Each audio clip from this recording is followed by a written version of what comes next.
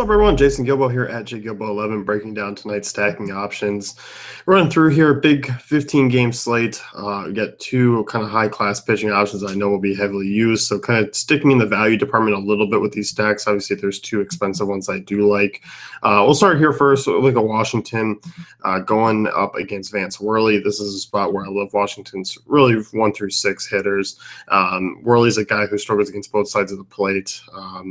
More against lefties, just lower ground ball rate, but 351 WOBA, 195 ISO allowed, 348 WOBA, 181 ISO allowed. Really, it's just a guy you can really pick on. Doesn't have a high strikeout rate, less than 20% against both sides.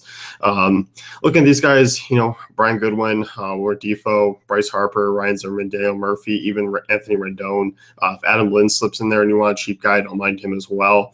So there's plenty of options that within this lineup. Most of these guys have over 200 ISO outside of Defoe against righties. The only actually guys who don't in this lineup are Defoe and Wieters. So, you're getting the power potential. It's a pretty neutral ballpark. Their projected runs right around 5.5, going up against a bullpen that's pretty average as well. So taking a look here, I think Washington's going to come in as fairly popular. Obviously, they're on the expensive side, considering that Harper and Daniel Murphy are obviously in the lineup. So with that being said, you have to kind of give a little leeway with pitching, but this is certainly a stack that we have seen go off, numerous times this year. So definitely like Washington quite a bit. Moving on here, in terms of a value stack, I like Philadelphia going on the road against Atlanta.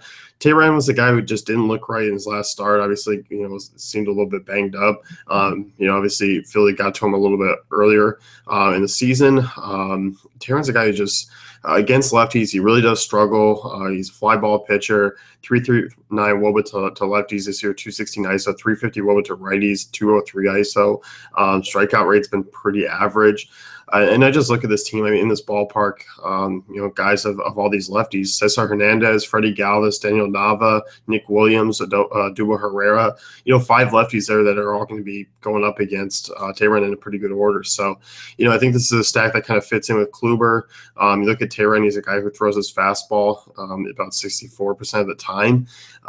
Those are notable numbers against anyone. I don't care who you are.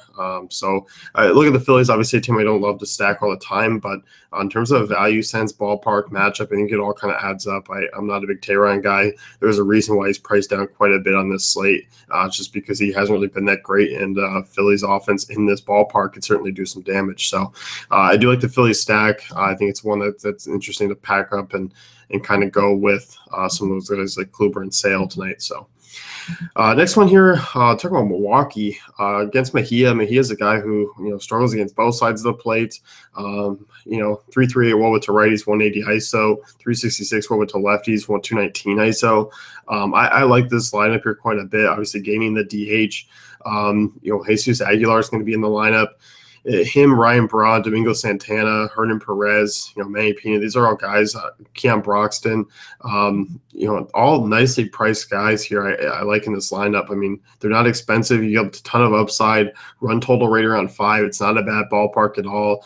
We've seen plenty of offense scored in target field over the summertime. So I like Milwaukee. They come in, like I said, Domingo Santana, 239 ISO against lefties, Ryan Braun, 196, Aguilar, 221, Hernan Perez, 141, but 351 WOBA. Strikeout rate comes down a little bit for some of these guys that, obviously we worry about the strikeout rate, but he is not a guy who strikes out guys. 18% against right-handers. So I love the Brewers tonight.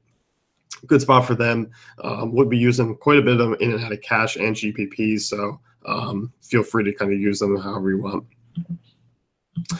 Outside of that, last stack here that I do want to talk about, that's Houston. George Springer could be back tonight. That would obviously be a big bump against Derek Holland.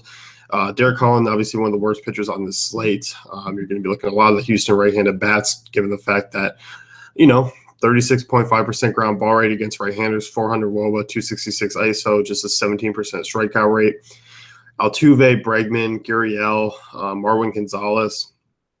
Obviously, you could possibly look at George Springer if he's in the lineup, Tyler White. So, there's a ton of bats to look at on this right side. favorable ballpark there and guaranteed rate. Houston with a run total rate around 6. It's the highest on the slate tonight. So they're definitely a team looking stack. And like I said, I mean, bringing out two of your more expensive guys. Gurriel is obviously priced up a little bit. So, you're going to have to, once again, make a little leeway with pitching. But there's some cheap options that you can work with if you're kind of looking for an expensive stack. So kind of wrap things up here. Obviously, Washington, Houston are the two stacks I like quite a bit that are on the more expensive side. Value, I think Philadelphia and Milwaukee are your two that you're kind of looking at. Outside of that, I mean, some ones that kind of missed the cut. I mean, I don't mind Miami as a contrarian one tonight. I think, Cincinnati is San Diego are interesting value ones once again. But obviously just because of that ballpark. So that's going to wrap it up. You can go to our dayfantasycafe.com, check out our great tools and content.